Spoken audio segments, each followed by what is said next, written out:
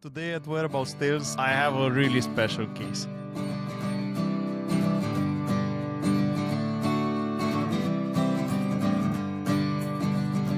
Culturally different, I would say. There's a stronger sense of community. I'm hearing my mother's voice over the phone for the first time.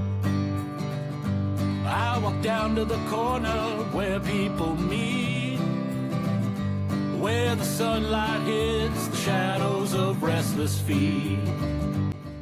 I was a little over 2 weeks old when I was adopted from Romania. Tiny little Bunica. She whispers, now that I met you, I can die in peace. There are men in suits who count all their gains, while the workers in line are bound by their chains. This gentleman from Bucharest with, a briefcase full of cash going around saying, does anybody want to sell their kid? I had a panic attack as soon as I had to open my computer. First words out of my mouth, I'm moving to Romania. He was like, why Romania? And I'm like, why America? Why not? Sir? They're pleading for freedom, pleading for peace, and they know that the fight is something you Leave your preconceived notions about Romania on the airplane, okay? And see it for yourself. You'll probably be pleasantly surprised.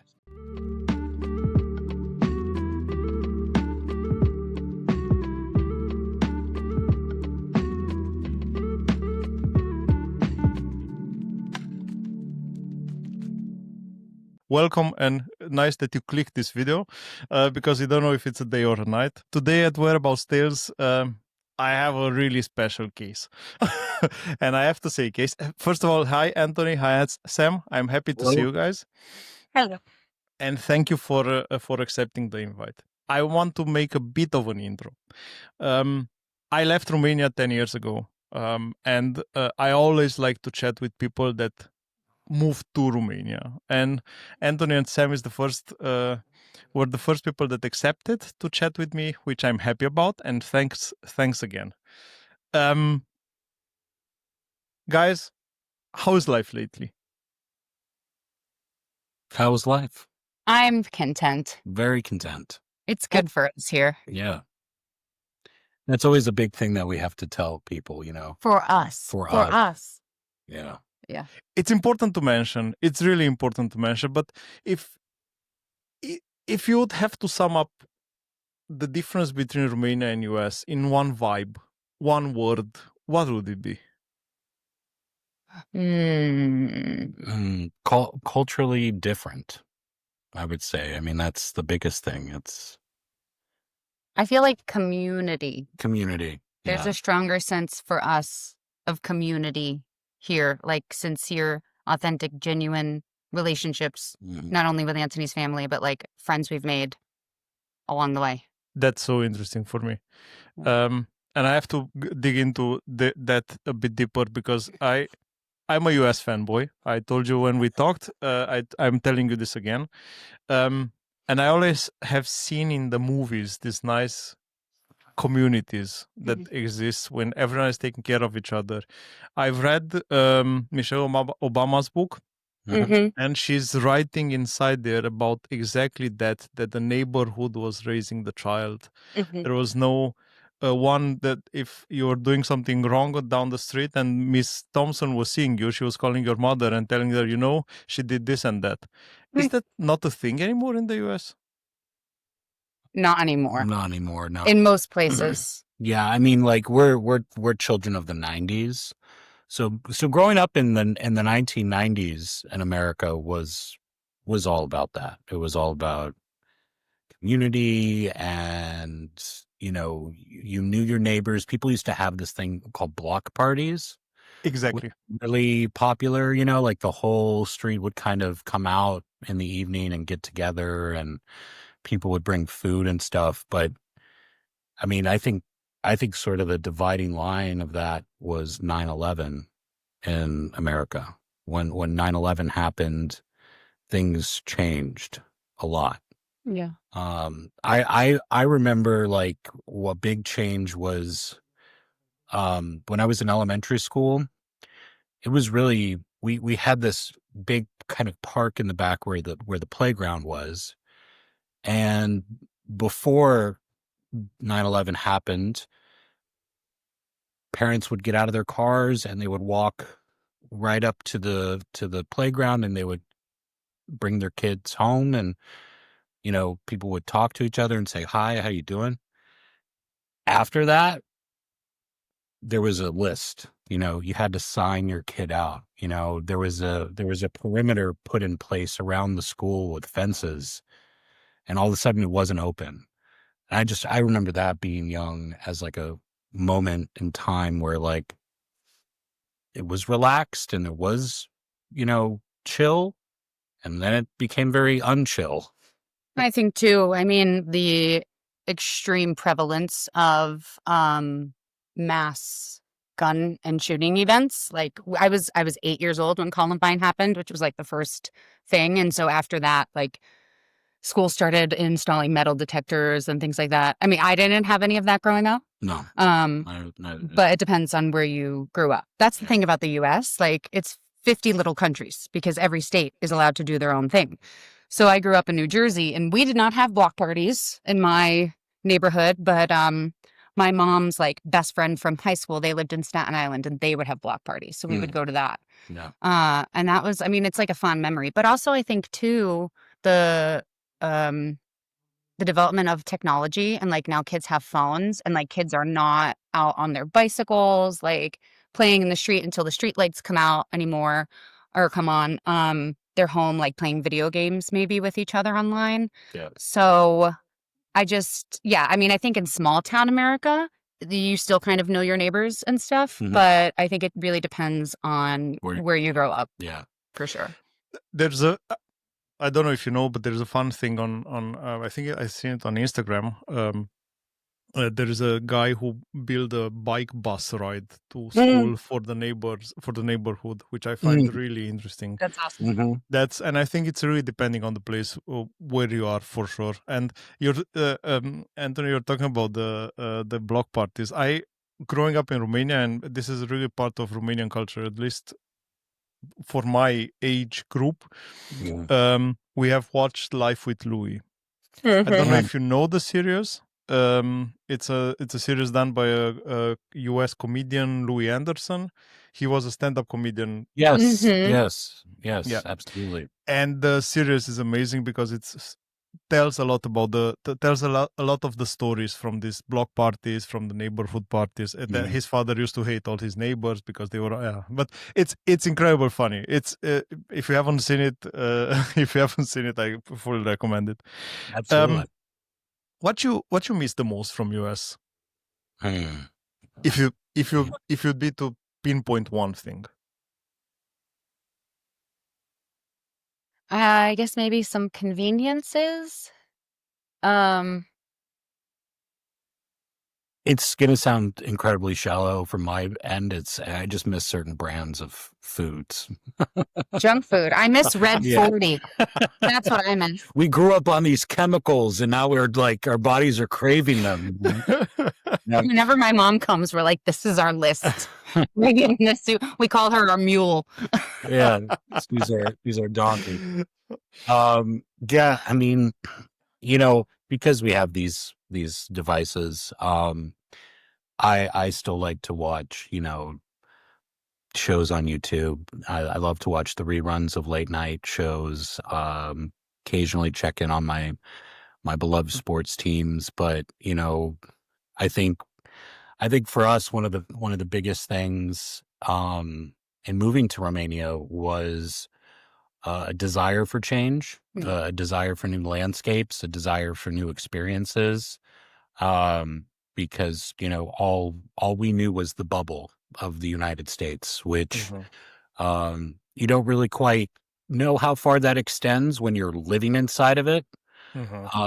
But I think Romania is just far enough away where you can sort of forget about those things. Like I forgot about most of our U.S. holidays, to be completely honest. I was like, oh, right, today is our Labor Day. Labor my Day, mom's like, I don't have to go to school. I'm like, what? Oh, right. Oh, 4th of July. Yep. Nope, not a thing. And so, I mean, for us, that's sort of one of the parts or components of having wanted to move.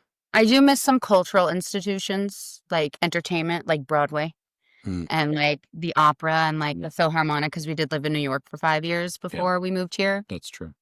That's like, I really think that is kind of my biggest thing. It's the live performance and the quality of talent. It's exquisite. New York. Yeah.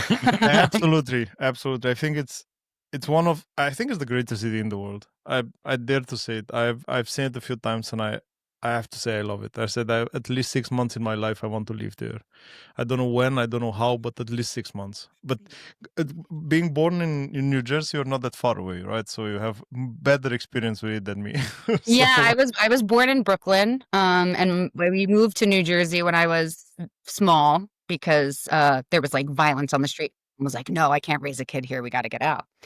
So I did grow up in the suburbs of New Jersey, but like my grandparents lived in Brooklyn for pretty much my whole life. And I would go to the Macy's Thanksgiving Day Parade on a regular basis and go to the Metropolitan Opera and go see shows on Broadway and stuff. So I spent a lot of time in the city as a kid. It was only 45 minutes away on the train. So it was very easy. Mm-hmm.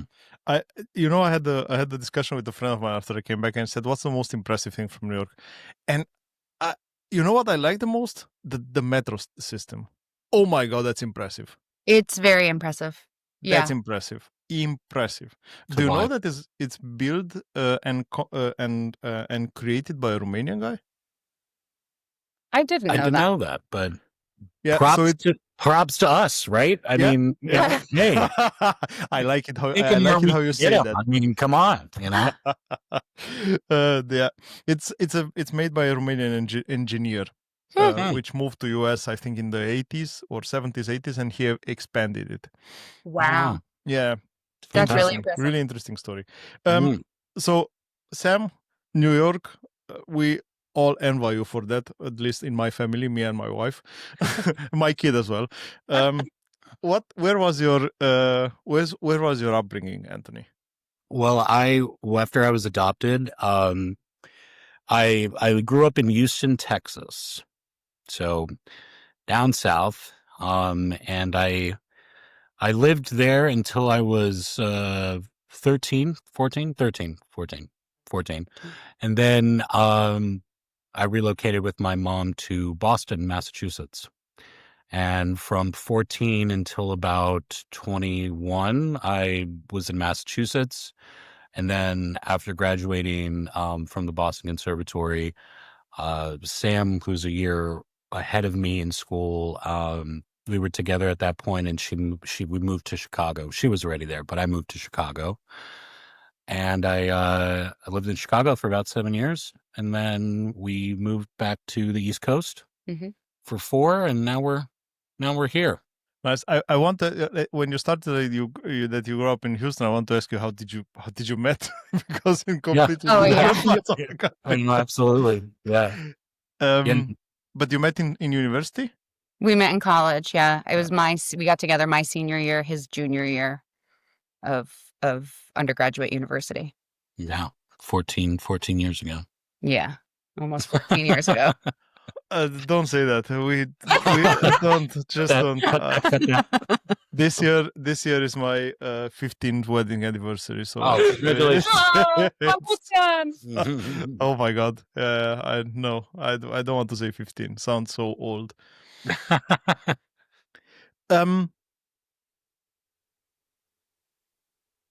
How was your life in the US? I know at least from the research that I've done before this episode that you were singing opera, Sam, right? Yeah. And Antoni, you? The same. Yeah, same. We both have the same degrees from the conservatory in music. Antoni was never as passionate about opera singing, I don't think. He played the violin for 30 years. He started playing when he was 3. So he was always a musician. But he kind of like changed trajectory in college. But then when I went to graduate school in Chicago, we did end up going to the same graduate school, and he did pursue voice, but his father in the US had passed away like his senior year of college. And so I think it was like a difficult time, and I don't know if his mind was like in it. Yeah. Not to speak for you, No, but please do. You speak so much better than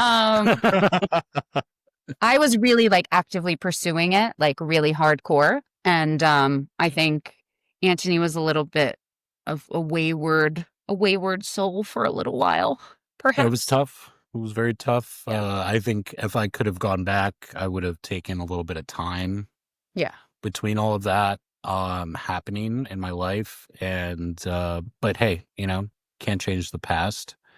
I definitely I think I learned, like how to be an adult, how to stand on my own 2 feet when we moved to Chicago. I worked many different jobs, from being a dishwasher to a Segway tour guide to an executive assistant in a corporate office, so Gotta pay the bills. gotta pay the bills, gotta fund the art. And it was a wonderful experience. I mean, I have a lot of fond memories of, really good times with friends and family, really incredible experiences, incredible opportunities that I had because I was fortunate enough to grow up in the United States, right?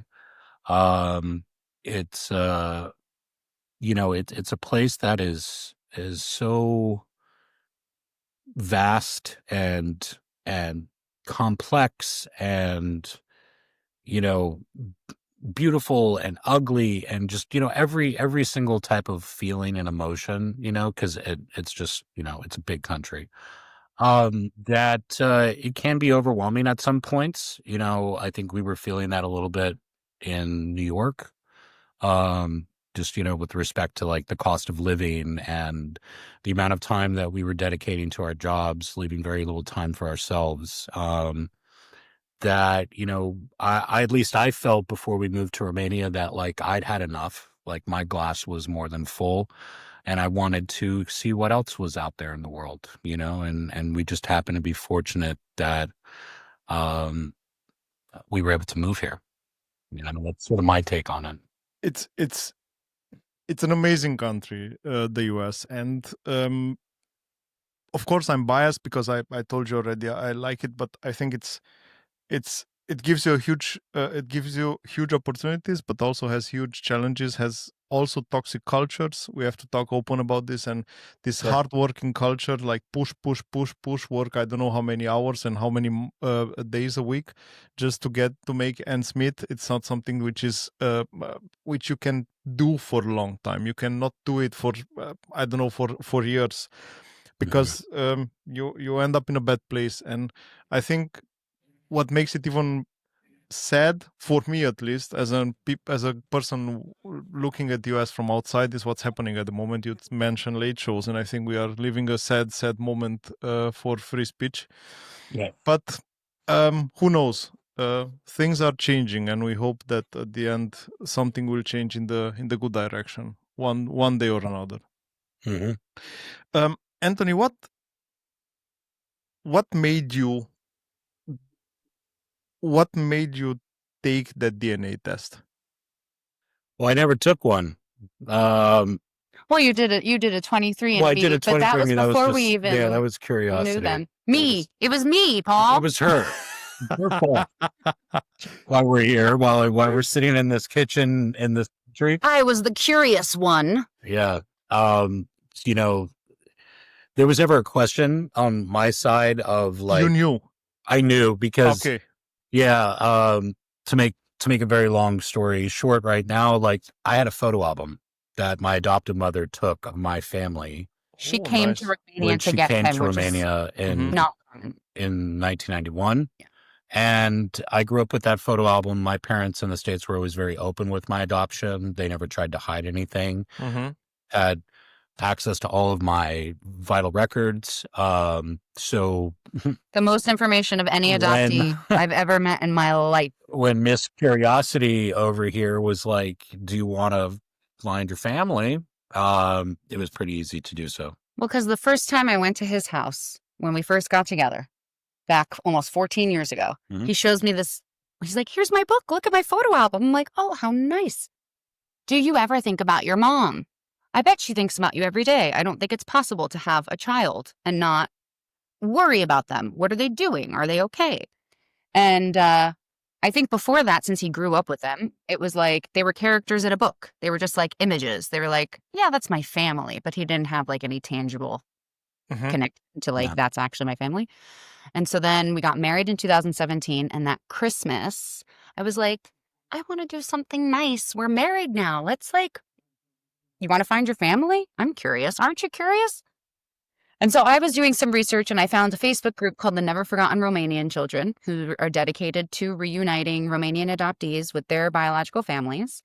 And again, because it's a Hallmark Disney story and he has so much information, I filled him in. I was like, hey, you want to do this? So at the time, we did not have the photo album. We talked to his mom in the States. We were in Chicago at the time. She was in Massachusetts. She sent us the photos of like his mom here, his biological mom, her ID card and such, and gave that information to the Never Forgotten Romanian Children ladies.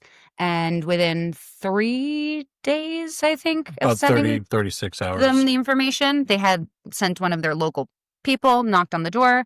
They lived in the same place. So it was like, hey, you had a kid, 1991? And they're like, oh, yeah, that's me. And we found them. And then you connected with Stella on the phone, like just after Christmas, like just after New Year in 2018 was the first time. Yep. So. But okay, so it wasn't really only a Facebook group, was also someone that you could contact there and ask them for to search for the family members. Yeah, they're like a registered nonprofit. And so they have very well-connected network. And so the woman who founded it, Ileana, she founded it because she herself is an adoptee and wanted to reconnect with her brother. Yeah, brother. And it like has grown to, I mean, over They've been 1,000 around for families. Yeah, I think they've been around for about 10 years now. Yeah. So they have people on the ground in really Romania. Robust network. Yeah. Okay. Villages and stuff. Yeah. How was that call, Anthony, for you? Well, I mean, it's something I'll never forget. Because of the time difference and such, it was about 7:30 in the morning in Chicago, and I'm standing there in a kitchen, much like we're talking to you right now. And there was a woman there who was part of the Never Forgotten Romanian Children Network. My mother was there. This woman provided sort of the language translation side of it because at that point they hadn't learned any Romanian. And yeah, the next thing I know, I'm hearing my mother's voice over the phone for the first time in my life. And it was like an incredible moment. I mean, it was just kind of like a surreal moment that really, I don't know. It was an out of body experience on some level. Like, her voice was like familiar, but unknown, in some ways. Cause I mean, I was a little over 2 weeks old when I was adopted from Romania. Not even 12 days. 12 days. And so I don't really have like any memories at all of her. But there's just something about that, like the sound of a mother's voice. And I don't know, psychologically, you're sitting there, you're thinking like, wow, this is her voice. Like, this is her. She's talking to me through the phone right now. I asked about, my brothers and my sisters and how everybody's doing, and everybody was doing well. And it was kind of a short call. I think it was maybe only like 15 or 20 minutes or so. And then, after I hung up the phone, I was like, wow, I talked to my mother, in Romania. And shortly after that came a slew of friend requests on Facebook from everyone. And so we kind of started like an online relationship, I would say, for about 2 years, a year and a half before we decided, hey, look, we're going to, let's meet them. And that was in 2019 in May, that I first came back, that Sam we came together. We came together to Romania to see them. So first of all, I have to say that your Romanian is getting really fast, better and better. And I've both of you. No, both of you. No, it's really both of you. I've watched the other interviews that you gave, and I have to say, respect. It's not easy. It's not easy for someone being raised in a culture where you actually don't need to know any other language than English, because you can get along everywhere in the world with English. And it's not easy for someone coming from that culture to have such a good progress in a foreign language so fast. So Mulțumim din suflet, Paul. you are very, very welcome. But what was so you said you traveled 2019 to Romania. What was your first thoughts landing in Bucharest? Well, we went to Otopeni. We landed in Bucharest the first time we came here. I don't know, it's like weird nostalgia, you know, like, again, completely unconscious as a 12-day-old. Don't remember anything.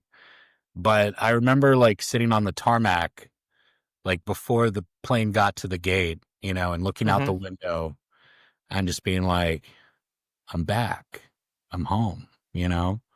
And I was just like, I'm a very open-minded person. I keep myself open to experiences as they come. I don't pass any judgment upon people. I want that sort of interaction, you know? So I was like, my eyes were literally glued open, I think, for like the first 24 hours, just being like, wow, these are the streets. And look, there's a communist block, you know, like the architecture, but you know, Bucharest is such a it's so confused about what it is design wise that, you know, one second you're looking at a beautiful building built in the like early 20th century. And then you're like, oh, this was definitely built in the 1960s, you know? So it was cool from that. Cause I like architecture. So it was really cool, from that perspective. And what did we spend, like 2 days? And I think a couple days. Yeah, really funny thing happened. The Pope was in town recently. On the day we were leaving to go to the train. Yeah, and so we're staying at this Airbnb that's in a block, and I was like, oh, I'm going to get something to drink real quick. Yeah, we went to get a coffee. So there was like a cafe right at the corner. In the 10 minutes of time between being at the coffee shop and coming back to get our bags, suddenly there was a police officer, you know, with a gun, like standing in front of the block because they were providing some sort of security for the Pope, and started asking us for our papers and stuff. But all of our papers were inside of our Airbnb because we literally just like ran to the corner. Pull out my phone. I'm like, Airbnb? And I couldn't speak Romanian. And here's a guy that like kind of maybe knows English. And it was just kind of one of those moments where I was like, welcome to Romania, you know, in some respects. And then we were like, let's get. We're going right now. We're going to the train. We're leaving now. We got we had like big hiking backpacks, like 60-liter hiking backpacks. And we walked to Gara Nord, because we were going to take the train from Bucharest up to Sighișoara. And that was a journey. That was a journey on the CFR. Oh my God. I'm so sorry. I'm so sorry for you guys. We have terrible trains in the United States, so this was really kind of. You don't have that many, so they cannot be so terrible. We have a lot, and they are all bad. I like it's endearing, the CFR. You know, I've experienced it more, I think, than you have. I've experienced it a couple times, and I have to say, I'll drive.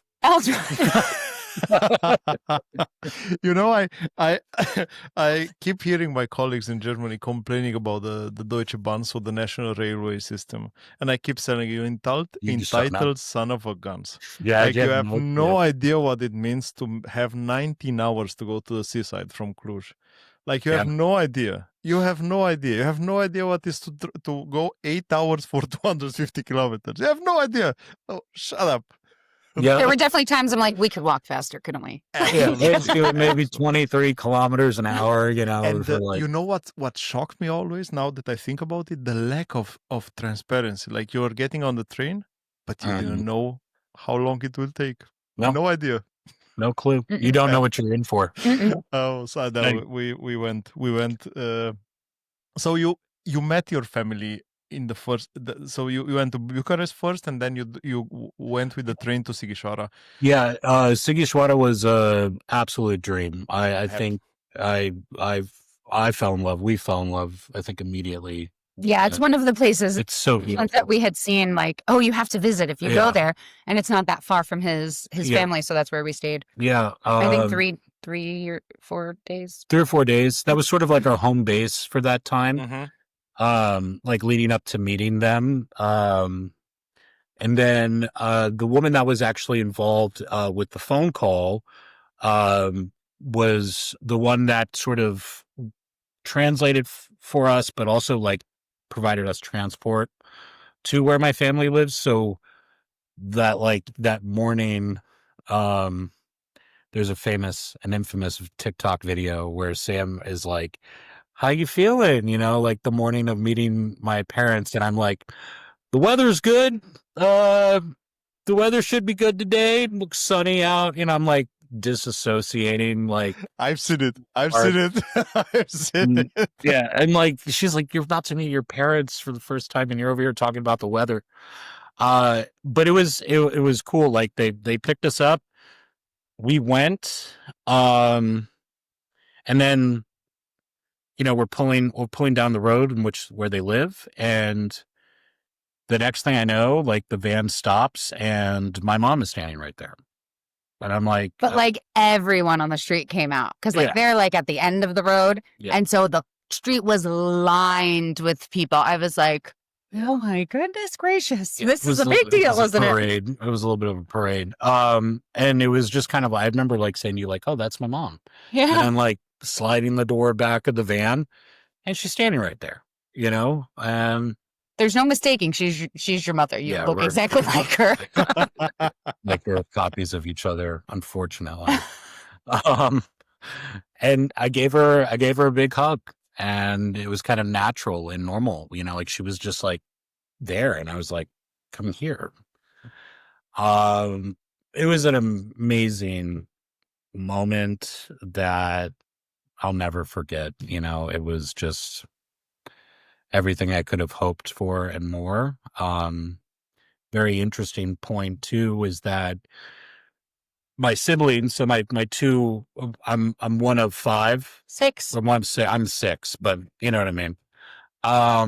And both of my brothers live next door to where my parents live. My sisters live in other towns, but I just remember my oldest brother Belu standing behind my mom with the exact opposite expression on his face. He was crying and he was really upset. And so it was such a contrast between everybody who was like smiling and laughing and clapping and full of joy. And then there's like my brother who's like,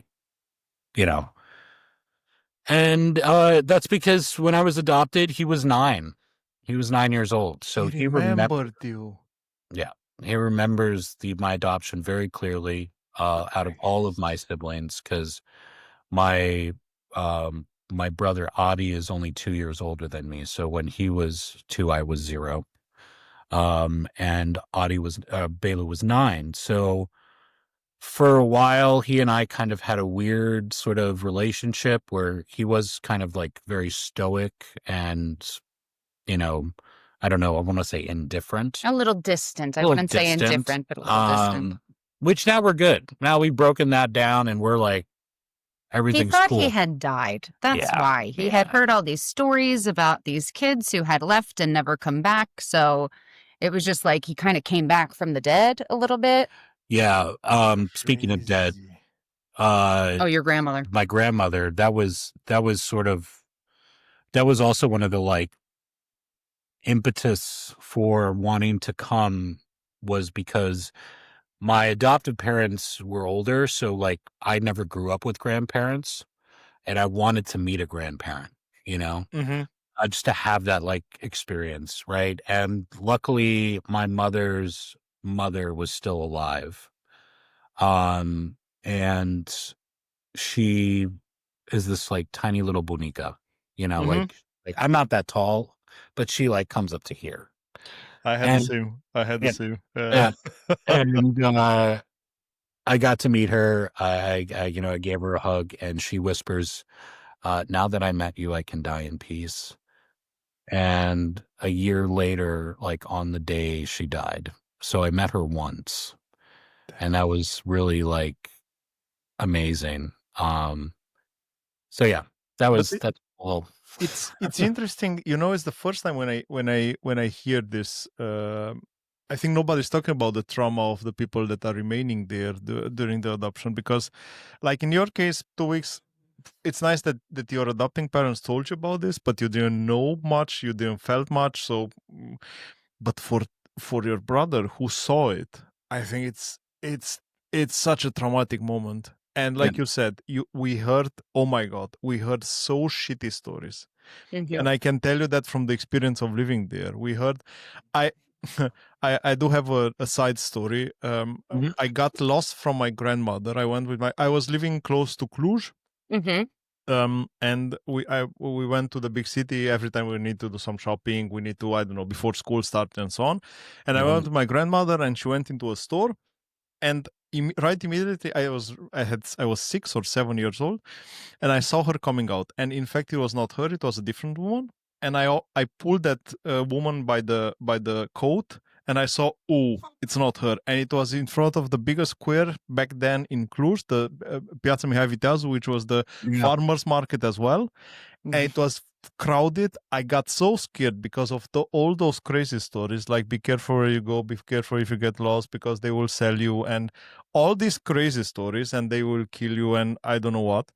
I got so scared. Luckily, somehow, I don't know how, I managed to get back inside that store, and I met again my grandmother. But that was a terrifying moment for me. Mom, that is scary. that is scary. Yeah, that was, and that's why I'm saying, knowing all those stories from back then, I know exactly how your brother must have felt. I don't know exactly, but I can imagine how he could have felt. What was the most surprising thing about your family, Antoni? The most surprising thing about them is that there wasn't a place before meeting them where I felt I could be more of myself than anywhere else. Like it was, yeah, man, it was like we picked up where we left off. 12 days, and crazy. I think that's because of two things. That there is a lot of love there. There's a lot of love there. They're rich in love, and they're rich in family. They may not have everything that everybody else has, right? But again, that's a never-ending list of materialism, right? But there's a lot of love in my family, and we came to find out many years later, pretty recently, more details and more perspective on what my biological mother felt when this was all taking place. And one of the things was that, at that time, with the additional, statement that they are Roma, coming out of communism, like they were really in a bad place. And I always likened my adoption situation to something called the trolley problem, which is you sacrifice something for the greater good of what's around you, which makes my adoption story very different, I think, on level. It also doesn't create a lot of empathy for them in the general public when I talk about this, right? But I don't think anybody in their right mind would ever want to be in a position where that's an option that's on the table, right? So that in mind, we find out that it really wasn't my mom that was pushing for my adoption. It was actually my grandmother who, if we remember a few minutes ago, said, "Now that I've met you, I can die in peace," and my father that were the ones sort of wheeling and dealing this whole situation. Because at the time, the family lived in sort of an earthen hut, shack, if you want to call it, with a dirt floor, with one soba, with one bed, and leaves for a roof, right? And there were now 6 kids that had to be fed, right? But there were 5, really. And here comes this gentleman from Bucharest with, a briefcase full of cash, going around saying, does anybody want to sell their kid? Basically. Sure. I mean, like, here's a bunch of cash. We can get a new house. We can, some upward mobility. We can provide things, buy food for our kids, clothes, etc. They would pray on them at church. Yeah. They would go Yeah, to they the would. churches and do it. We heard this from the mother of a student of mine. Yeah. So Yeah. But- So all to say that my mother here, my biological mother, she I think she always knew I was going to come back to her in some way. I don't know if that would have been in this lifetime or the next. I'm glad that it was in this lifetime that it happened. She told me the story, which my adoptive parents told me, that she insisted on feeding me one more time before she handed me over. And so, that bridge was always there between us. It was just somebody had to walk across it. And so we picked up, like I said, from where we left off. What's the crazy thing is that nobody is understanding, or maybe it's hard to understand. But again, I lived in that culture, and I know that it was not get rich money that they got; it was survival money that they got, which makes the story a lot different. And I think, I don't know if anyone can understand, but this is the most important detail which has to be mentioned there, because it's not, nobody wanted to buy another Ferrari. It was survival money. It was really survival money, nothing else. And Anthony, you said before that you figure out how to be a grown-up in Chicago, but I really think you figure out how to be a grown-up when you accepted the fact that you took one for the team, if we put it in a sports term. And because this makes you the bigger person in every room. Trust me. I have to say, it's not easy. What you have done is not easy, and you have my respect again. That being said, that's such an important piece of information, and that says a lot about you. Yeah. Really, really, all my respect for that. I have to say, it's impressive. For me, it's impressive, at least. I mean, look, I didn't really have a say in it. That's the thing. No, but accepting it, you had a say. Sure. I mean, there was no doubt in my mind. I was never, again, everybody, we're fortunate to know a lot of adoptees, right? Especially Romanian adoptees that have reached out, that have seen my story and stuff. And everybody is on a spectrum, every situation story is very different. is so different. So I completely understand if the presumption is of somebody who doesn't know the story.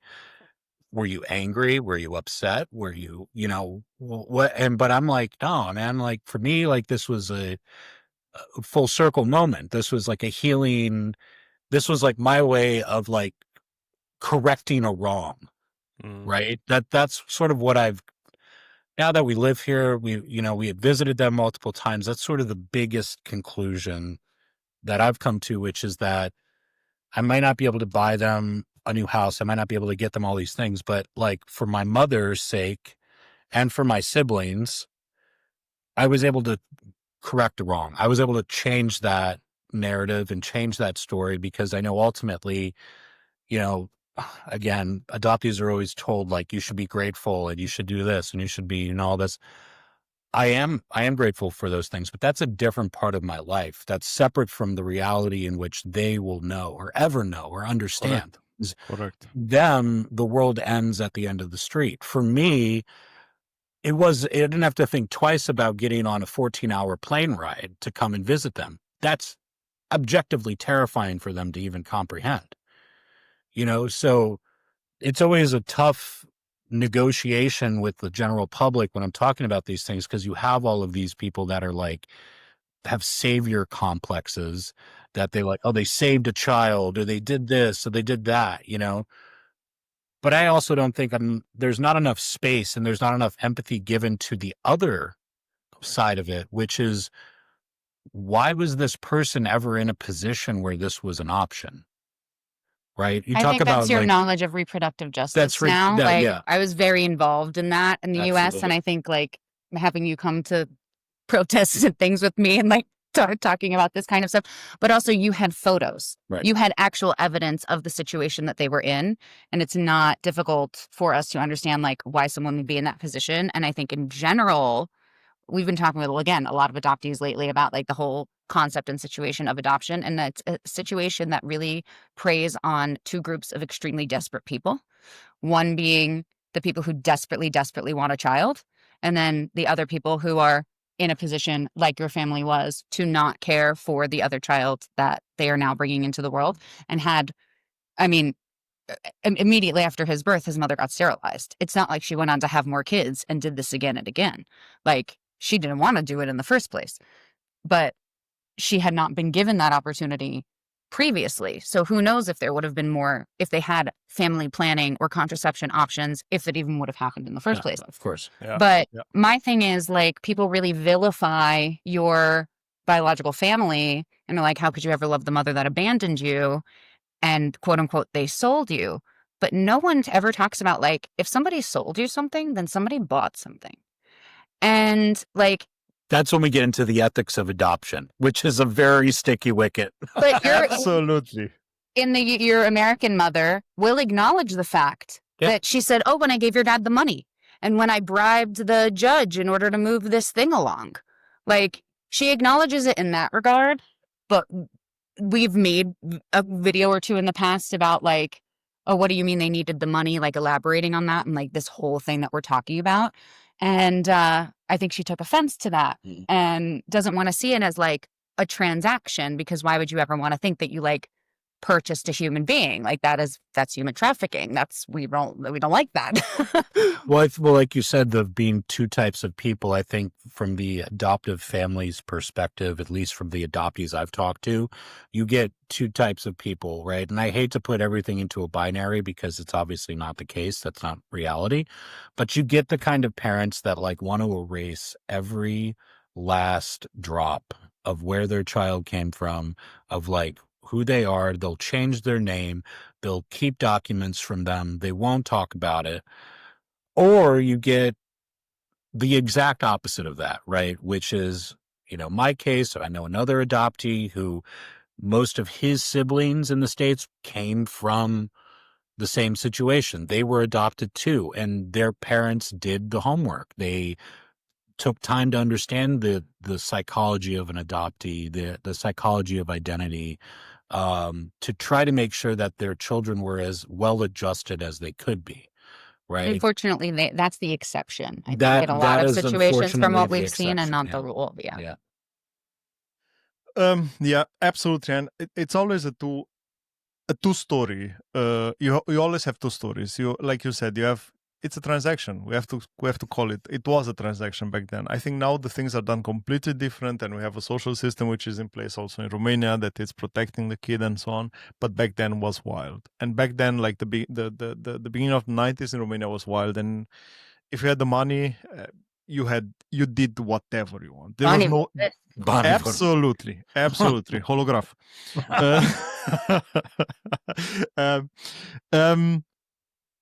So you went 2019 in Romania. You met your family, which was an amazing experience, I can imagine. You went back to the US, back to the work not life balance. Depression. What was that? Was it a single moment when you said enough is enough? We do this, or was it a sum of moments? Again, me. Yeah. So we went in May 2019. We went back to Chicago. We had already decided that we were moving to the East Coast. Like, we already knew we were moving to New York that year, and we moved like in July. Yep. And I had already gotten a job before we moved. And so then that's where I worked for like 5 years. So then the pandemic happened, obviously, in 2020. March 2020. So we were only in New York for a few months, and then obviously we couldn't visit for quite a while. And at that point, it really was, we were living to work at that job for me particularly. I was living to work. Yeah. And so then we came back in 2022 with my mom. We came back in Christmas. That it was Christmas of 2022 to New Year's. You know, we came back right after New Year's 2023. And that first day back at my desk, sitting in our lovely apartment in Brooklyn, I had a panic attack as soon as I had to open my computer. And I was like, this isn't right. This is not what we're supposed to be doing. I was extremely anxious, and I don't have that. I don't have an anxiety issue normally.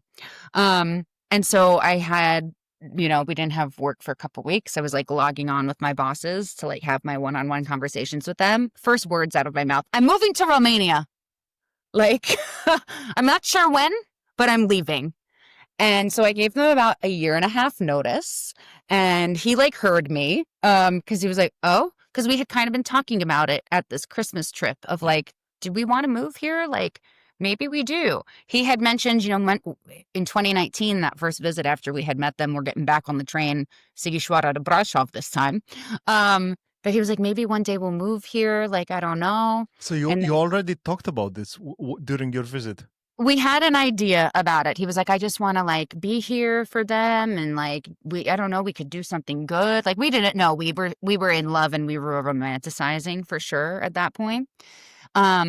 But when we came in 2022 in the summer with my mom, she loved it. She was oh, I get it. We had already kind of been maybe one day we'll move here. We have that option. Yeah. We could maybe do that. Yeah. And then that Christmas holiday trip was the icing on the cake. Yeah. And I went back to that job, and I told them, and they were oh, and I think they definitely thought I was kidding. But shortly after that kickstarted sort of the process. Oh, because when we were here. Yeah. Was it in January or was it in February? Because we ended up coming back in February of 2023 because his father here had a stroke. It was in February. And that's when we started paperwork because we needed to get a Romanian marriage certificate. So backing up a little bit, it was in November before we came for Christmas.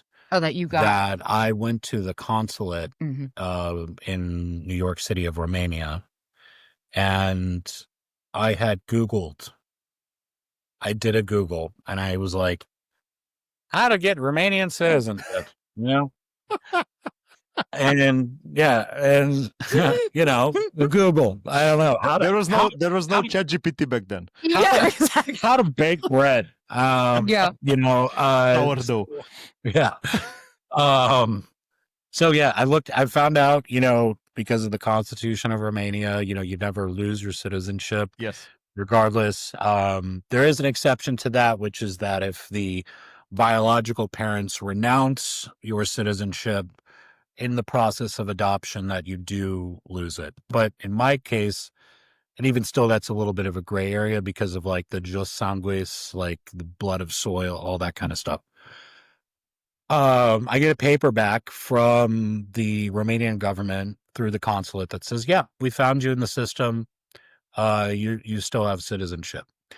So because my adoptive mother was like Ken Burns when she came here, Documented everything. She kept all of my vital records. So I have my original birth certificate and my original health certificate and my original, passport that they used to get me out of the country and all of these supporting documents. And I started calling around to try to find immigration attorney because just no clue what to do. I had tried to go on through the portal of the consulate to start this process. I didn't know if I was doing anything right. So then we go, or then I found a lawyer who's based in Bucharest, but also worked in the States that specialized in this kind of stuff and just sent her everything that I had. Then we put her under retainer and we slowly started up this process. So I would say by Christmas, it was kind of a little bit more than just maybe. It was kind of okay, well, we've got this going on in our back pocket here. Maybe something will come. And by the time we came back in February, we had to sign documents that was going to give us the ability to be married under Romanian law. So we have a certificat căsătorit here. We started that paperwork. And then I had to go through a whole process of like, I, Antoni, am Vasile, which was my Romanian name, and the proof of all of that, which was a lot of fun because my name changed, and my name changed several times. So Like literally 6 times. I had to get a court order name change from the court in Brooklyn. His mom in the U.S. didn't keep his name consistent. Yeah. So like, yeah, his original birth certificate says one thing, then the passport says something else. Yeah. It was Vasile and your current last name. Then his naturalization certificate had like all of the names, but never again on any other paperwork did all of those names exist. And his driver's license and social security number and passport are like the name that he has now. So he had to go to the Kings County Court in Brooklyn because that's where we lived at the time. And he has like an AKA. It's like this person, AKA, formerly known as, like a block like a paragraph. Yeah, literally. All of these, this is connected. It's all the same person. So that was like probably the most critical document for the government here to say, oh, right, okay, he is the same person. Mm-hmm. The whole process took about 1.5 years. I would say, for it to be completed. And we finished the process. I think everything was completed in about March or April, like just before we left, because we left in May of 2024. Mm-hmm. But yeah, it was a journey just getting through all those steps and crossing T's and dotting I's. And the work that our lawyer here did was just an incredible job. Like, I recommend her to everybody because of how professional she is and how well she knows the system here. Very diligent. And just like a little bit more on this, like it was a first for everyone. It was a first for my little village that I come from to kind of receive this information and requests. And so everybody was terrified to do anything because they didn't want to wind up Sparia, you know? And you know, there was a whole rigmarole of me getting my carte d'identitate and, you know, Judettes having to call towns and towns calling Judettes and calling Bucharest and Primarias going back and forth and all this stuff because nobody had ever done it before, from my village. So, but we were set up to be able to move here. I mean, we spent that 1.5 years saving money and preparing ourselves and downsizing and getting rid of stuff and packing and just uprooting our lives so that we could move here with our 2 cats. Mm-hmm. So, yeah. Mm-hmm. So it was complicated. So it was a combination. Like you started the process before with the idea in the head that it could happen one day, but then the work situation got complicated and you said, okay, I don't want to do this anymore. What you said, your mother was supportive and she said, okay, I understand why, but what were your friends saying? Like when you said we want to move to Romania? Oh, I mean, well, my mother was supportive. I can't speak. I think my mom is very like stoic in some ways in the States. Like she doesn't really like tell you everything she's thinking or feeling, you know. I think for her, there may have been mixed emotions, to say the least, of course. But with everything that I've done, that we've done, you know, she's ultimately at the end of the day been supportive of that. And I think me on a personal level, she's supported everything that I've ever wanted to do. But our friends weren't surprised. A lot of people that we know, like, share our values and worldview in a lot of ways. And a lot of people totally understood where we were coming from. And a lot of people that we know in particular would love to have the opportunity to be able to move abroad. But it's not just an easy peasy thing. I mean, I'm here because we are married and like, that is why he's a citizen. That's why we could be here, you know? But for other people, if you're not going to university, if you're not getting a job, like it's very difficult to just like get a visa, just like, okay, now I'm going to live here. It's not possible. It's not. You know, Let's put it like not this. a realistic option for most Yeah. people. So a lot of people, it was like, wow.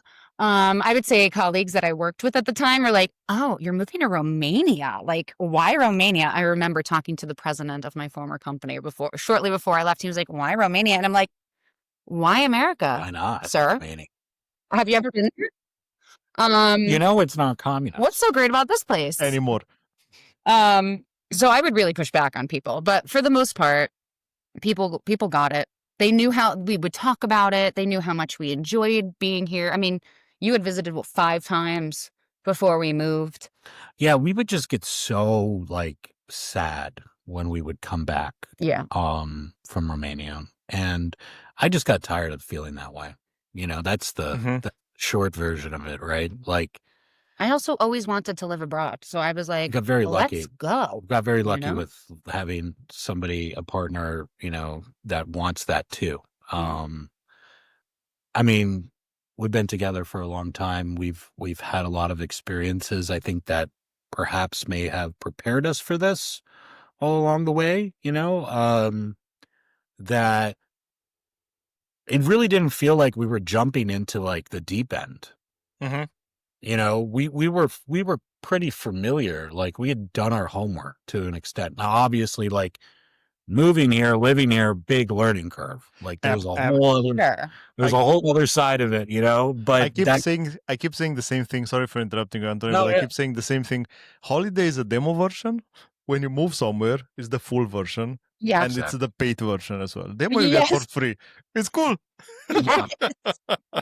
It's true. It's true. I mean, I think anyone romanticizes the place whenever they go on holiday. Oh, I could see myself living here on the Amalfi Coast or this place or that place. And it's like, but your day-to-day life is very different than a holiday, you know? Of course. My mom's been here and she loves it and she wants to retire. But it's also like, I do worry about her having that same kind of realization that we had of like, okay, girl, you live here now. Like, how are we spending our time? When we were in the States, we had a serious, like, nostalgic appreciation for things that now are so mundane to us that we live because we live here.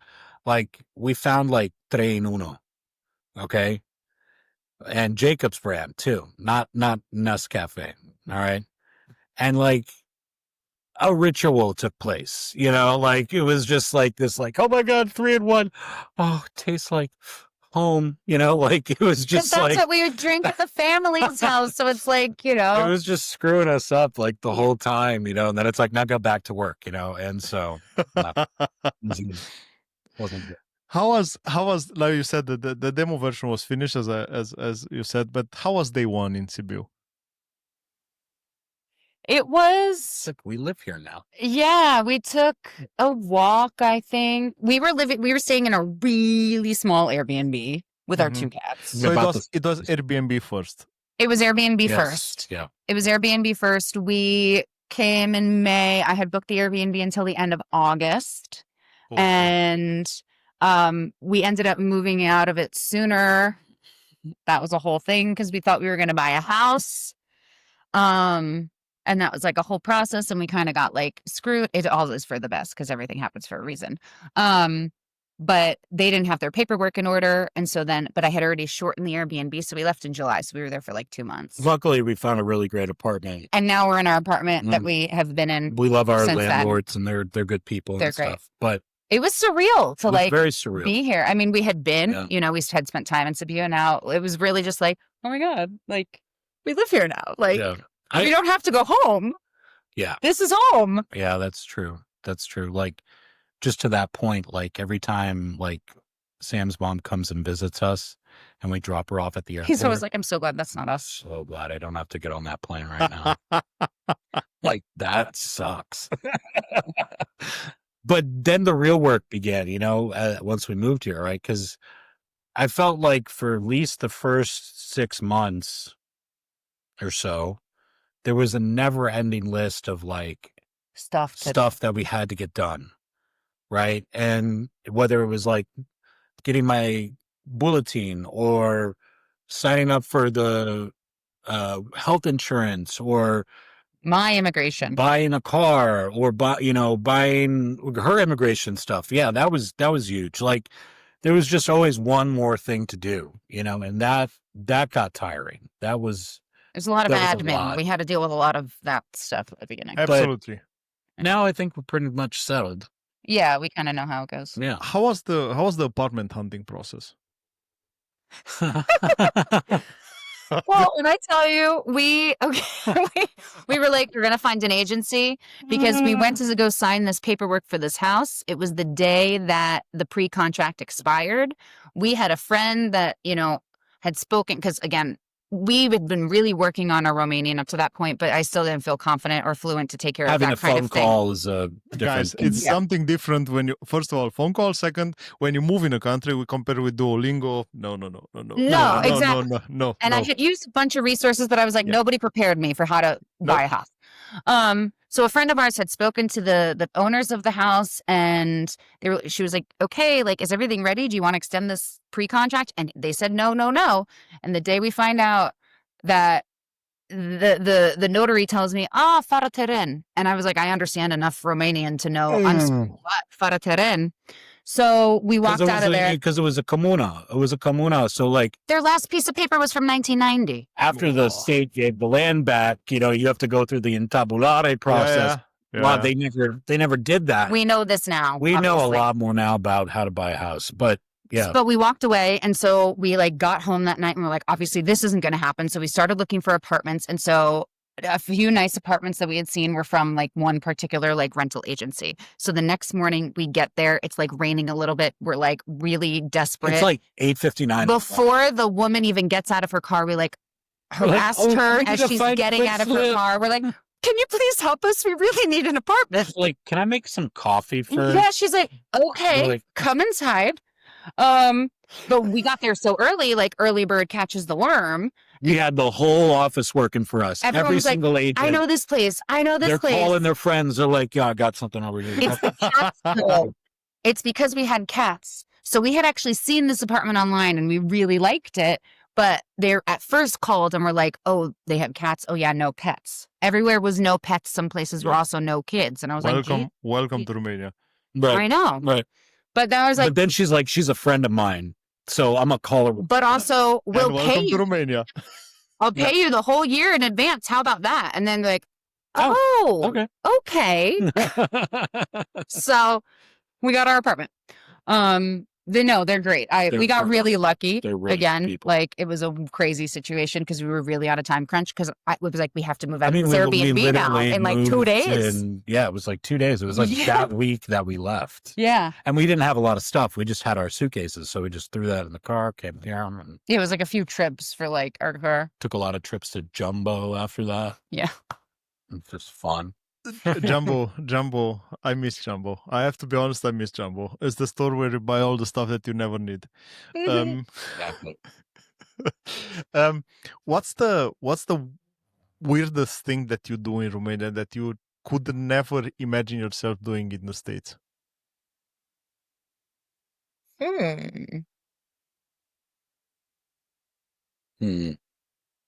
That's a good question. What's the weirdest thing that we do? I don't know. The recycling thing is like odd. Yeah, the recycling. I mean, it's good. It's a good Yeah. thing. I like the machines. I mean, we got a 'Cause, like- routine when we go to like Coughlin.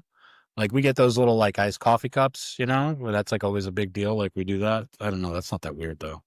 Well, because I only say the recycling thing because in the U.S., like people don't recycle their cans that way, and like people specifically like search for them. But here, everywhere, it's like, oh, I have a bottle, emballage. Okay, like that's my 50 baht.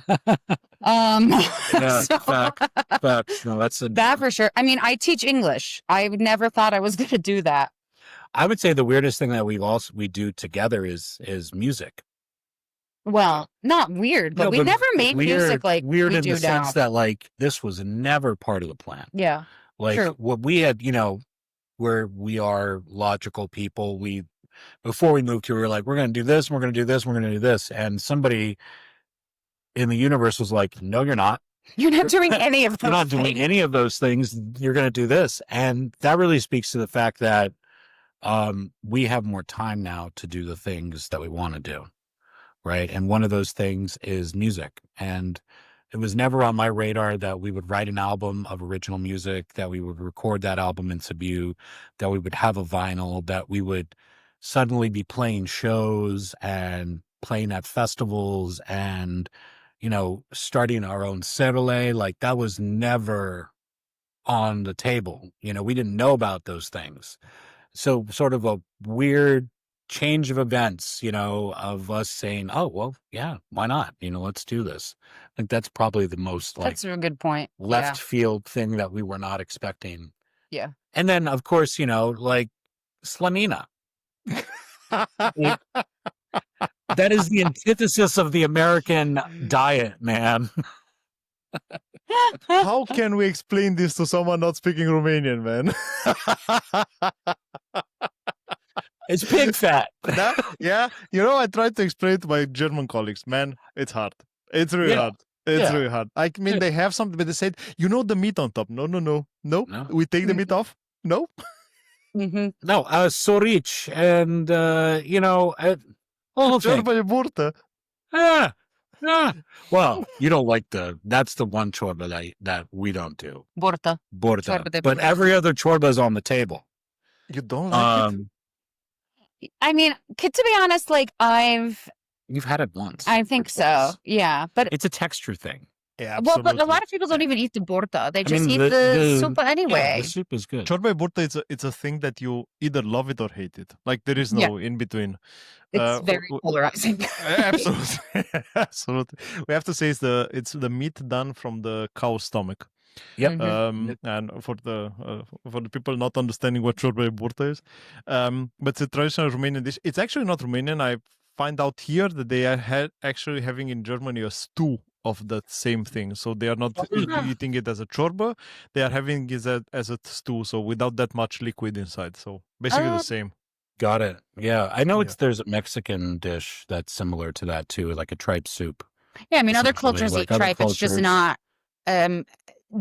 It's not an American thing, Yeah. and like how wasteful American culture is with like animal products. Like These are things that appreciate- are like really great. I appreciate Yeah. here, like you're using every part of that pig. Absolutely. You know? But that's called being poor. Yeah, Well, I that's the know. only right? reason. That's the only reason. I think that's the other thing too. Like some things that we like absolutely, perhaps the first time we encounter them, we're like, oh, that's a little weird.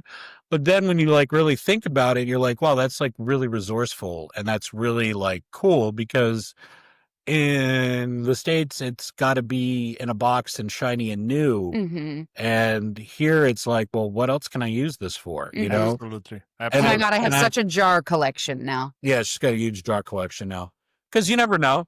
You never know. Absolutely. We've got, in a cabinet here, we've got like 5 or 6 bottles of gifted pickles and jam and, zakuska and all that kind of stuff. So it's like that's such a like a wonderful thing, I think. Most Yeah. probably you know the stories already because you lived there since a while. But the problem with the colonies was not necessarily that you couldn't find stuff, you couldn't buy stuff because you didn't have the money. No, money was not the problem. Like procuring stuff was the biggest Right. problem, Right. and Right. that's why you kept everything. I do remember, and I think I hope I will not get my father into troubles for that, but it has to be already. So I do remember a moment in which my grandpa or my grandparents used to had cows in their yard, and whenever the cows were having a baby, they were killing that baby, but inside the closed doors during the night, inside the barn, with. That was I would call it a drama for my kid head because they were covering everything with pături, like you know what pături, like Yeah. with so that the light from inside the barn was not visible outside, so that people would not know that they were doing something inside the barn Sure. because Mhm. they would have reported it to the Securitate. So Mhm. that was the crazy thing. Like we know, like, but now we got the habits of doing Yeah. that, and I think some of the things are coming from there. I still think that that it's crazy that we eat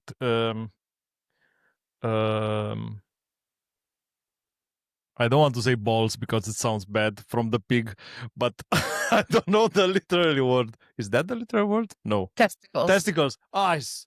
I had a slip. Yeah, but the pig testicles. So that's something which is crazy for me even I mean, now. that's not that. I mean, like we have what they call Rocky Mountain oysters in the States, which is The the same? ball. It's the same thing.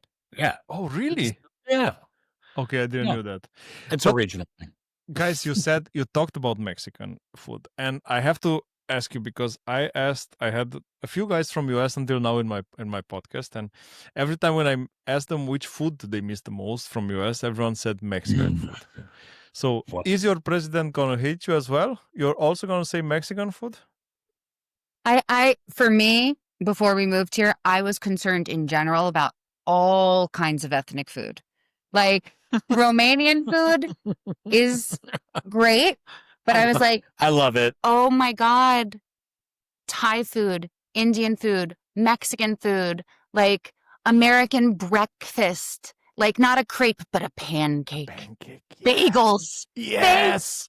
Yes. Oh, Yeah. I do miss a bagel. I have to be honest with you. But that was a very big concern of mine that I had. And we got very excited when we found an Indian restaurant here in Sibiu. However, the Romanian palate doesn't love spice, I would It's say. the same with the German one. I have to tell you, it's even worse in Germany.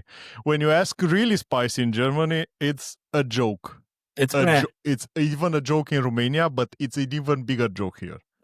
I can't imagine. Like it says piquant on the menu. It says iute. No, I'm like no. the pepper. That's the hottest thing that I get. I was so sad in Cluj because we go to Romania every once in a while, and I was so sad in Cluj because in an Indian restaurant they was selling French fries, and I don't understand that. That makes no sense. Sorry. Mm-mm. no. No. I think I mean for me, like that was just not a concern on my Because you love Romanian I mean, food like I was so just, I was much. not even like I was like, all right, bye. But you know what I miss is there used to be this Chinese restaurant near where Sam lived in Yon's Garden. Shout out to Yon's. Shout out to Yon's. Like I miss like that Chinese real like, American Chinese food. New York style Chinese food, you know, Egg that's what I would rolls, call it. spare ribs. And I fried miss rice. Texas barbecue, but I've been missing Texas barbecue for decades because it's been so long since I've lived there. Pappy's.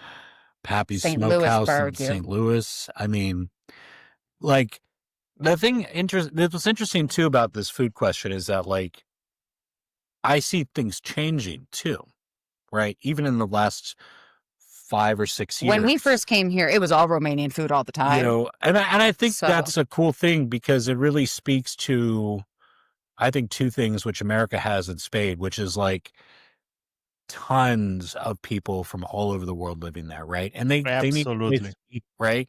So you encounter like a lot of migrant workers, immigrants, they bring their foods, they bring their spices, and all of a sudden there's a restaurant there that is there for them, Mhm. but really it's there for everybody, right? And so like even in Sibiu, like that's the thing, right? Like there's now like a Vietnamese restaurant and there's 2 Indian restaurants, and you know, it's not just all chorba de fazole. Like it's not, you know, It's a nice mix. It's a fair it's a mix. nice mix, but I think it depends on where you are. Like at the same time, But this like, is again a big question about the combination of cultures, which I love. Which and I Yeah. think US was really famous about that. I was in the US a few times, and I remember eating at the Mexican restaurant where the owner was not even able to speak English, which had an amazing food there. I was I think in North Carolina, if I remember correctly. I was a few times for work as well. That's why I visited different areas. And I have to say the best Italian restaurants in Germany are owned by Italians who came here to work and established themselves here, and they opened a restaurant, and that's why the food in there, it's amazing. Mhm. Like you said, you have to be open-minded to have multiple cultures because it only expands the way in which you see the world. I agree. 100%. Food is the greatest way to understand someone's culture and where they come from. I mean, like you can talk about borders, you can talk about, you know, clothing or architecture, whatever you want, but the food, it will tell you exactly what you need to know every single time, Mhm. you know? And Absolutely. I would say too, we've been very spoiled in some ways because I think lived in arguably the 2 greatest food cities in America, which is New York and Chicago. So, you know, I'm going to get in trouble for saying this, but I think the food is better in Chicago You're not going to get in trouble. That's a than fact. New York. And I Okay, think now you made me curious. Chicago is an amazing food city. the It really is. culinary stuff they got going on in Chicago is insane. And it's both experimental, but it's also like reasonably priced. You know, but it's good food. And not as many roaches. Oh. Or rats. Or rats. Manhattan is wonderful, but Pizza rat. yeah. So, look, I always heard these stories, right? And I went, I think it was 2022, with my wife. We were there for a city break, like 4 days. So 4 days you didn't adapt to the time zones. So you are still on the time zone from here. Sure, yeah. What that lead up to, we're wake up at 3 a.m. in the morning. We're up, and then 4 a.m. we're outside waiting for the first Starbucks to open to get a coffee and then to walk around the city, right? So everyone said, yeah, don't go during the night. First of all, it's dangerous. No, it's not. I'm sorry. And we haven't been in a extremely expensive area, but still it was okay. And there are a lot of rats. No, they are not that. We've seen one. So one is okay. I mean, we were 2 months ago in Italy in a famous, I have a crazy story, in an old city, and there a rat came out of nowhere, and there was a lady with her daughter said, che bello. I said, no, that's not bello. That's a rat. Yeah.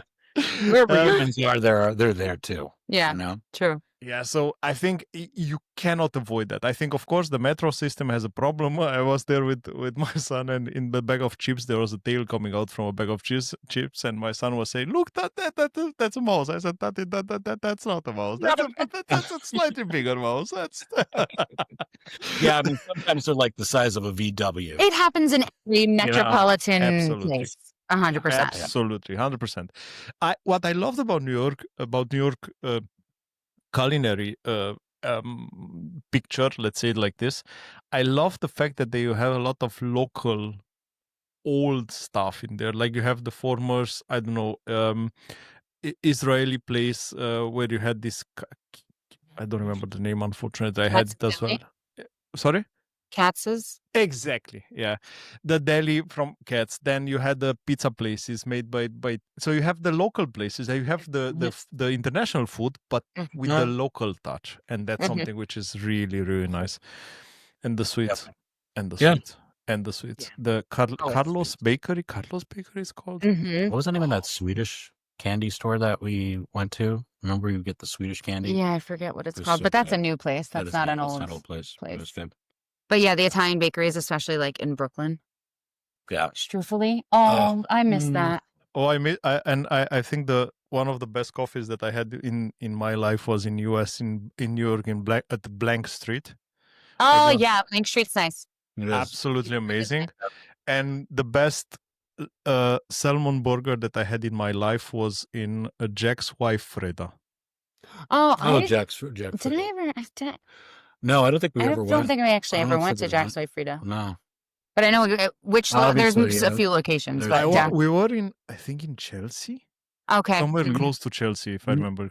We walked a lot and we just Lower Manhattan is my favorite. There's an incredible Romanian restaurant in Oti. Chelsea called Oti. I heard about it, but after I was in New York. Lower East Side. Sorry, Lower East Side. Yeah. It's when you get back to New York, go there. I really recommend it. It was really cool, fascinating way. They're doing like tapas, small plate style Romanian food. Like it's obviously not your mom's sarmale, right? Yeah. But like I think it's a really interesting way to bring Romanian food to a wider experience for sure. Yeah, absolutely. Yeah. Oh, guys, we could go down to the food rabbit hole a lot because I see we all like this. We're in the kitchen. That's true. Guys, what's one thing about Romania that or about Romanian culture that you wish every expat would knew when they were coming in? I mean, the hospitality I've found but I don't know if for us, that's the thing, right? Like, that's what I hear.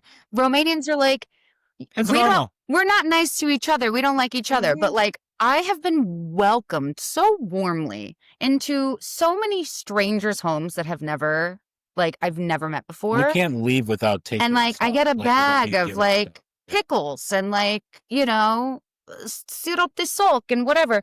I don't know. I just find I that missed that. Oh, I missed that. it's very I- good. my- That's one of my my advice favorite to- things of the spring season, I have to say. I think my advice to people that are either visiting Romania or that want to live here, that are from other EU countries, is like, it's easy to go on YouTube, right, or wherever, and watch somebody else's perspective, right, or their travel vlog on it, or read a book about, a certain city that you're going to go to.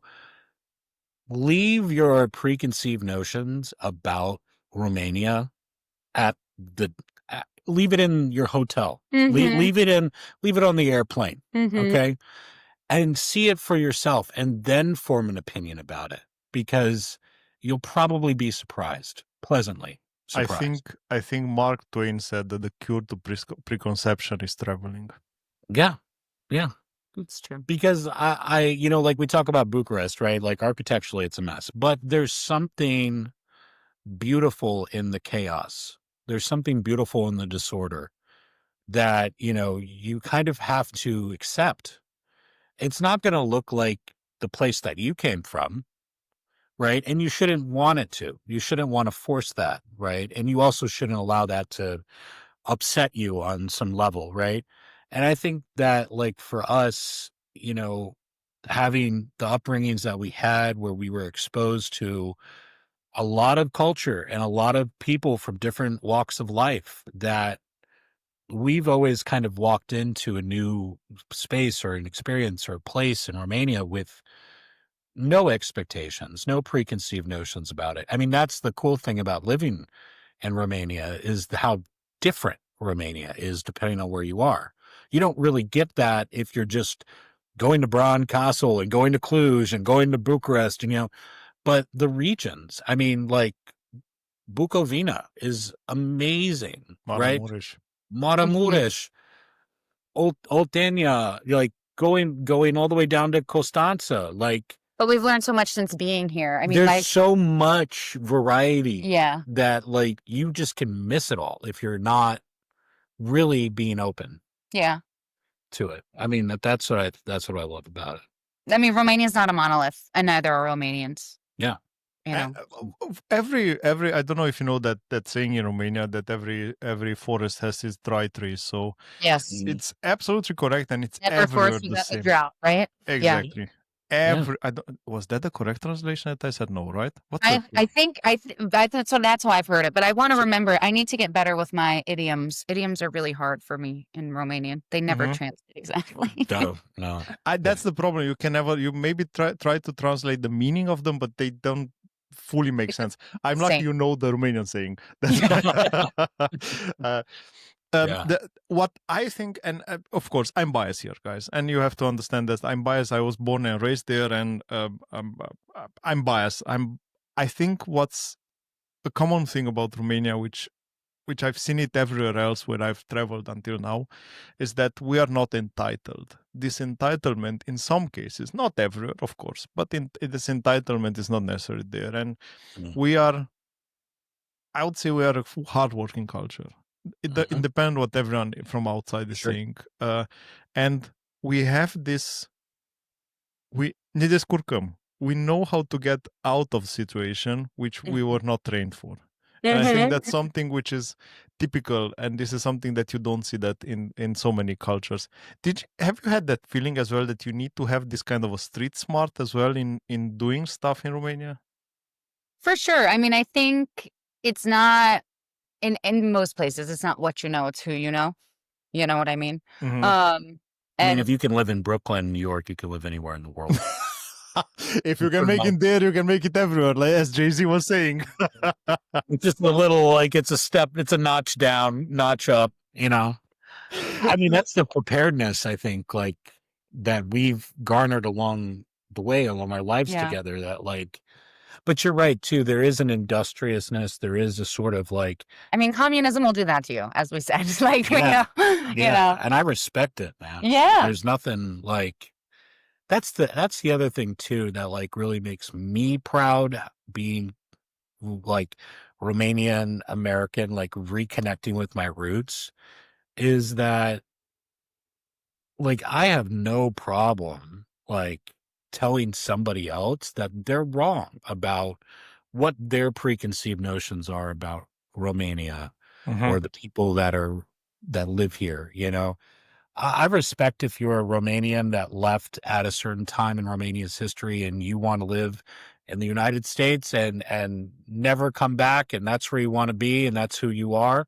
Fine, but don't like be trashing the people that live here, that work every day, that try to make things. The needle of progress only goes so fast. Like I say, you can either look at Romania as a region that it has a 1,000-year history, or it's 35 years old. You pick, you know. And I think if you go with the latter, you there's a little bit more understanding. There's a little bit more acceptance. There's more grace in the fact that like you're not going to get everything right. You've been a functioning democracy for 35 years. This takes time. Like England's been around for 1,000 years. America's been around for 250 years. Yeah, absolutely. You know what I mean? And we didn't move here being like, oh, the grass is greener. This is a more perfect place, blah, blah, blah, blah, blah. We knew it was going to be different. No place we is wanted perfect. different. Yeah. But you cannot knock the fact that there are some people, and even in my own family, that bust their ass to put food on the table the same way that Americans try to do that day in and day out, you know, that there should be a common respect there. I think one thing I'll just close with on this soapbox is that I've heard from other Western Europeans, you know, the further west you go, you know, there's a totem pole, and there's a common belief that Romania is at the bottom of that totem pole. Like the further westernized you are, right? You come from France or, you know, Germany or England or whatever, Spain. And it's like, oh yeah, I've got a couple Romanians in the back, like watch out. It's like, no, man, like that's not the case, you know, because what we've experienced and what we've learned is that there's some of the kindest, most hardworking, most sincere, almost to a fault. Like I appreciate the humor. So direct. So direct. And that's refreshing to me. That's exciting. I love it, but I think we love it because we're like mostly East Coast people. Yeah. I mean, like I said, you can. Because not every American is like that either. This is a cakewalk. Yeah. You know? Yeah. I can tell you that in Germany, the rumor has it that the Polish guys are stealing, not the Romanians, so I'm lucky. That's fine. They can take that one. Guys, you are amazing persons. I'm extremely happy and thankful that I got to meet you. That this talk was so comfy for me, at least. So nice. True. It I went so agree. smooth. Before we wrap it up, I have some small rapid fire questions, and at the end, I would like to tell you what you're up to in the upcoming period. But so favorite Romanian snack? Snack. Oh. And here I'm talking about sămânță, pufuleț. Yeah. Gusto pufuleț. Gusto, not star. No, gusto, absolutely. Gusto for sure. What else do I like? Croco sticks. Yeah, but that's I don't know. that's That's not bad. actually Romanian.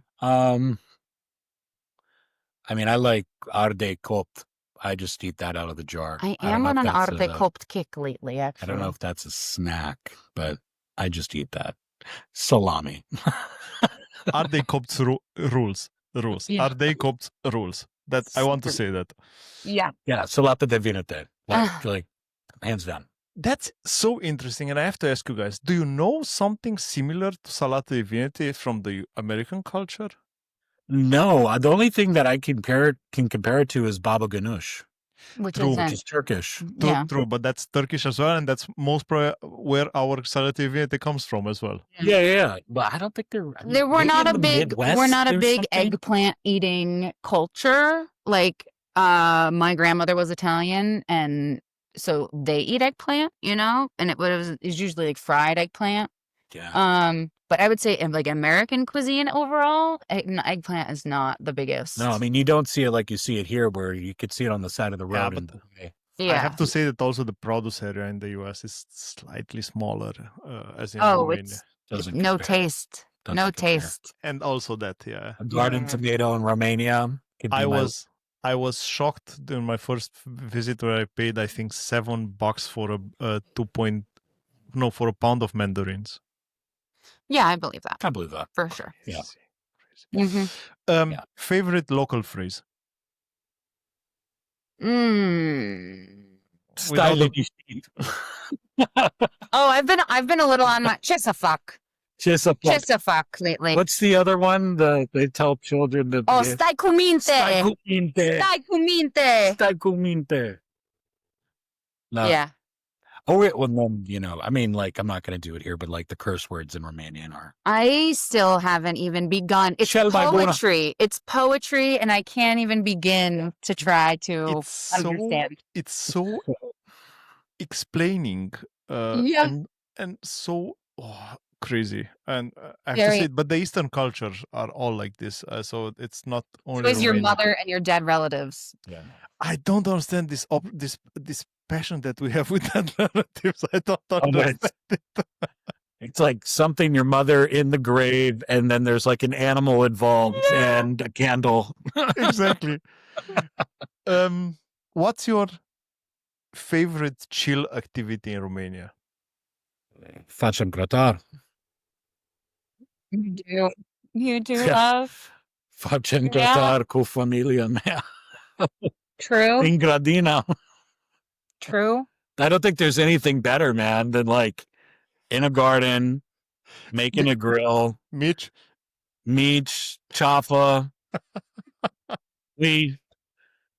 Yeah. with like a salata roșie și castraveți. Yeah, having a coffee, like, Having at your family. It's having just a like coffee, taking a walk through like an old town, like through a piazza, like very chill. In Sibiu, we like the Astra Museum. Yeah. It's like very that's nice, amazing. That's very amazing. calm, Yeah. But just like the connectedness For me, it's with making, nature, how for much me, it's closer making we a are. grill. For her, it's like, let's take a walk. I want to be outside. Yeah, I want to take a walk. Mergem la pădure. La Pădure is also nice. It's very nice. What's your favorite place that you have visited in Romania?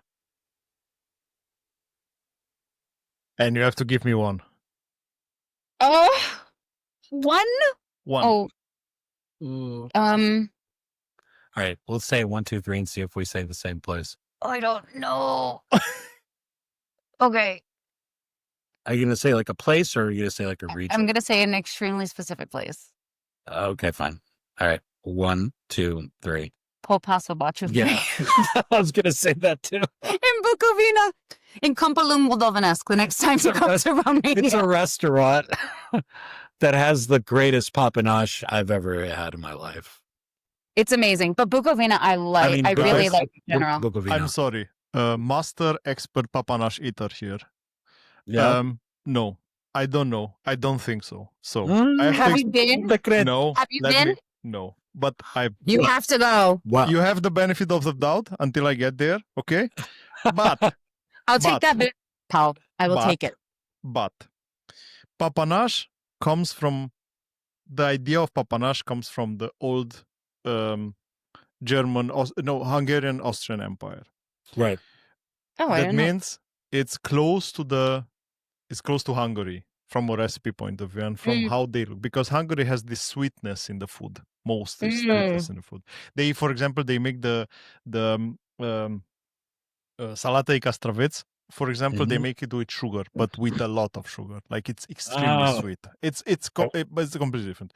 So, and why I'm telling you this, I've just been in July. I've been in Romania, and I was to the old place where I used to eat papanache as I was a kid, and it's a popas, like it's a restaurant on the side of the European road, and it's there since What's it always. called? It's called Delia.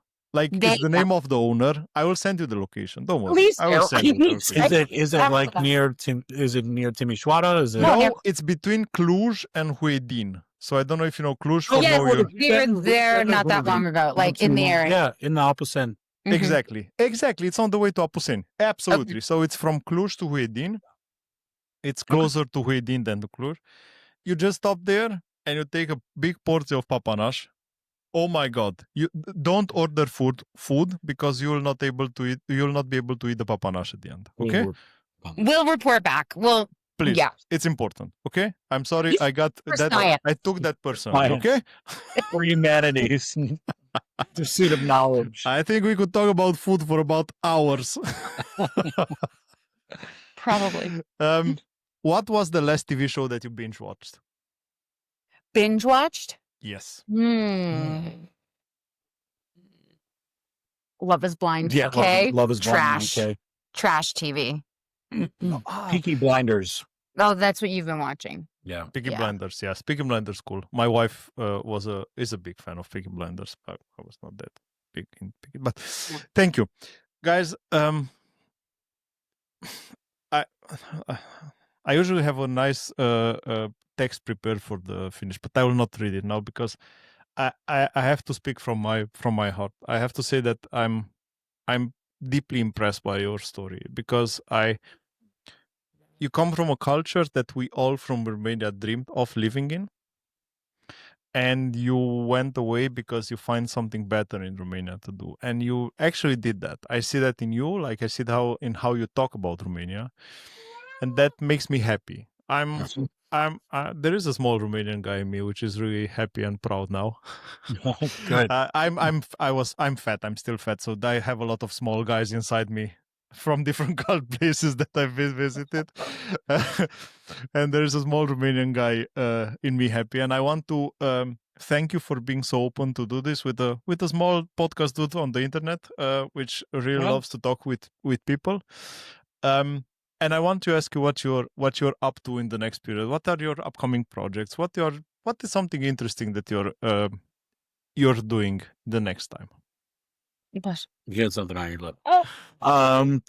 Too late, but okay. You're good. We're gonna be going back into the recording studio to work on our second album. Oh, nice. Yeah, that'll probably be out in the spring.